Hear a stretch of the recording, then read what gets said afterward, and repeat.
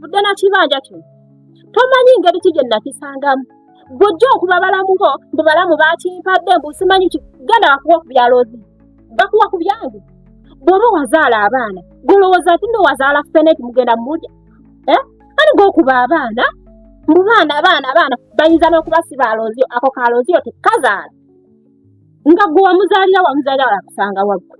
saagala ate kati gwe saagala ontabule mutwe simanyi maamaani maama baana mukyala looziyo nkwegayiridde bwegayiridde saagala olutalo baluwulire ku kyalo kuno nga lwa kibanja kyo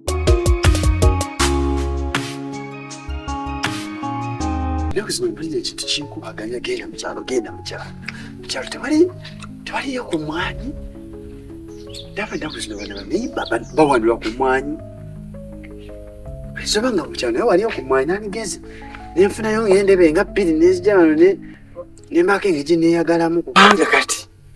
ate bwe mba ngenzeeyo kiba kyetaaga ndowooza nenfunayo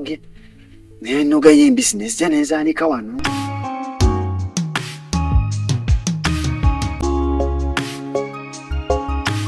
ennaku bbiri ennaku bbiri ojja kuba onnyumiza wendi wooli nja bikusibira nga nze kennyini ndikusibira eteera bweri wabula nda buli ekikuwaga kijja kuggwa mpulira bana abakazi si bangu nejalazeeyo osanga aliyo n'abamugambako kimanyi era balina kuvaayo kuba wafunidde omutima oguveeyo andeke eno nze omutima asigadde eno gunnuma yali eri yeeyagala okitegeera balina kuvaayo bamugambako kuba kati owange takyakwata agikola bize olumu takwata nze namutadde oli